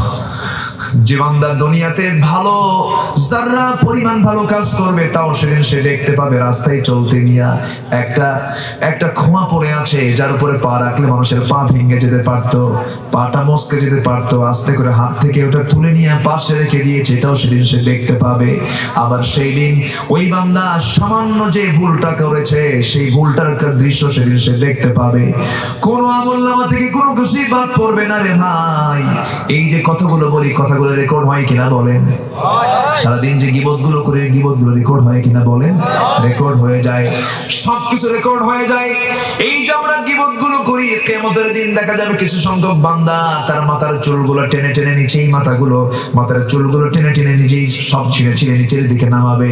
বলা হবে, এই সমস্ত বান্দাগুলো কারা? রাসূল মেরাজে গিয়ে দেখেছেন জাহান্নামীদের কিছু শাস্তি হচ্ছিল। রাসূল জিজ্ঞাসা করছিলেন, এই সমস্ত বান্দাগুলো কারা? বলা হচ্ছিল যে এই সমস্ত বান্দাগুলো তারাই যারা দুনিয়ার জিন্দেগিতে গীবতের কাজ করেছে। গীবত করব না, জোরে বলি ইনশাআল্লাহ। ছোট বড় কোন গুনাহ আমরা করতে যাব না, কারণ ইমানদার যারা আল্লাহকে রাসূলকে বেশি ভালোবাসে তাদের দ্বারা কোনো গুনাহ হবে নাকি? গুনাহ হওয়া যাবে না, গুনার কাছে আমরা যাব না, জোরে বলি ইনশাআল্লাহ। আরো জোরে বলি ইনশাআল্লাহ। আল্লাহ বলছেন, বান্দারে এই তিনটা ভালোবাসা যদি তোমার জীবনে জাগ্রত হয়ে যায় বান্দা, এই পারে দুনিয়া ও পারে জান্নাত তুমি পেয়ে যাবে। কিন্তু জেনে রেখে দিও, এমনটা যদি হয়, এই ভালোবাসার চাইতে যদি তোমাদের সন্তান, তোমাদের পরিবার, তোমাদের পরিজন, তোমাদের সন্তানাদি, তোমাদের মালামাল, তোমাদের বাসস্থান যদি বেশি প্রিয় মনে হয়ে যায়, জেনে রেখে দিও এই সমস্ত বান্দার ফয়সালা হলো আল্লাহ তাদেরকে ফাসিক বলে গালি দিয়েছেন। এই ফাসিকদের জন্য কখনো জান্নাত হবে না। আল্লাহ তুমি সবাইকে বুঝার তৌফিক দাও, জোরে বলি আমিন। আরো জোরে আমিন। সবার বাড়িতে মা বোন আছে না নাই? মা বোনদের জন্য সর্বশেষ কয়েকটা কথা বলবো। এক নাম্বার হলো, মা আপনাকে সব সময়ের জন্য মাথায় রাখতে হবে, নামাজ পড়েছেন, রোজা রেখেছেন, হজ করেছেন, যাকাত দিয়েছেন, সব আমলনামাগুলো আপনার ঠিক আছে, কিন্তু আপনি পর্দাটা করলেন না, সব শেষ হয়ে যাবে। এরকম একটা চার ভিতরে, কাপের ভিতরে চা দেওয়া হয়েছে, এর মধ্যে যদি সামান্য একটু যদি পেট্রোল পড়ে খাওয়া যাবে নাকি? এক সামান্য চুল পরিমাণ পেট্রোল পড়লেই গোটাটাকে গন্ধে ভরপুর করে ফেলবে, আপনি কিছুই খেতে পারবেন না। আপনি সারা জীবনের যত আমল করেছেন কিন্তু আপনার মধ্যে পর্দা নাই, আপনার মধ্যে কোনো পর্দা নেই, আপনার কোনো আমল আল্লাহর দরবারে মঞ্জুর হবে না। এই জন্য মেয়েদের পর্দা করা কি? মেয়েদের পর্দা করা কি? একজন নারী চারজন পুরুষকে জাহান্নামে নিয়ে যাবে, এই জন্য পুরুষদেরও দায়িত্ব আছে না নাই? সবার বাড়িতে মা বোনকে তাদের জন্য তাকিদ দিতে হবে, কু আনফুসাকুম ওয়া আহলিকুম নারা। আমার নবীজি আগে দাওয়াত দিয়েছেন বাইরে না পরিবারে? নবীজি প্রথম দাওয়াত কার কাছে দিয়েছেন? বউয়ের কাছে আগে দিয়েছেন, খাদিজার কাছে দিয়েছেন। লোকমান আলাইহিস সালাম তিনি যে ওয়াজ করেছেন সেই ওয়াজগুলো বাইরে না পরিবারে? ওহু ইয়াইদুহু ইয়া বুনাইয়া লা তুশরিক বিল্লাহ। এইজন্য আমরা পরিবারকে আমরা কন্ট্রোল করার চেষ্টা করব। কোন চ্যানেল, কোন মিডিয়া, কোন প্রকার ভারতীয় সিনেমা সিরিয়াল দেখা যাবে না। শেষ করে দিচ্ছে এগুলো। আমি কি ভুল বলতেছি এগুলো? সাবধান, ছেলেকে বাইক দিবেন না, অপরিপক্ক কোন ছেলেকে মোবাইল দিবেন না, বাইক দিবেন না। শেষ। নিরিবিলি একটা ঘর, একটা বাইক আর একটা মোবাইল, আপনার সন্তান জামানার বড় পিসাব হয়ে যাবে। ঠিক, এগুলো করবেন না। মেয়েদের হাতে অ্যান্ড্রয়েড এগুলো দিবেন না, মারাত্মক ব্যাপার এগুলো। পাবজি আর কি ফ্রি ফায়ার, চোখের সামনে যেগুলো দেখবেন রাস্তার মধ্যে পাতে, চৌরাস্তার মোড়ে এগুলো দেখতেছেন, মুরব্বীদের দায়িত্ব না মোবাইল কিনে নিয়ে ভেঙে ফেলে দেওয়া। সচেতন হওয়া দরকার। সচেতনতার দরকার আছে না ভাই? আচ্ছা, খেয়াল রাখবেন। গত কুমিল্লা 3 দিন আগে, আমার আগে কুমিল্লা মাহফিল ছিল, বরুড়ায় কুমিল্লা। সেখানকার চেয়ারম্যান বলল, আমি অর্ডার দিয়ে দিলাম, এরকম যদি কোনো কিছু হয়, আমি চেয়ারম্যান ঘোষণা করলাম, এরকম ফ্রি ফায়ার পাবজি এগুলো করতে গিয়ে মার্ডার পর্যন্ত হচ্ছে। আছে না নাই? আপনি বাপ হয়েছেন, আপনি মা হয়েছেন, দায়িত্ব আছে না নাই? দায়িত্ব আছে না নাই? খেয়াল করতে হবে। আল্লাহ তুমি সবাইকে বোঝার তৌফিক দাও। জোরে বলি আমিন। একজন নারী 4 জনকে জাহান্নামে নিয়ে যাবে, স্বামীকে নিয়ে যাবে, বড় ভাইকে নিয়ে যাবে, বড় ছেলেকে নিয়ে যাবে, আর কি বাপকে নিয়ে যাবে। এই জন্য আমরা সতর্ক থাকবো। জোরে বলি ইনশাআল্লাহ। অনেক কথা হয়েছে, আসুন আমরা সময়টাকে না বাড়িয়ে ফজরের দিকে তাকিয়ে যতটুকু বলেছি বলি আলহামদুলিল্লাহ। জোরে বলি আলহামদুলিল্লাহ। কেউ যাবেন না?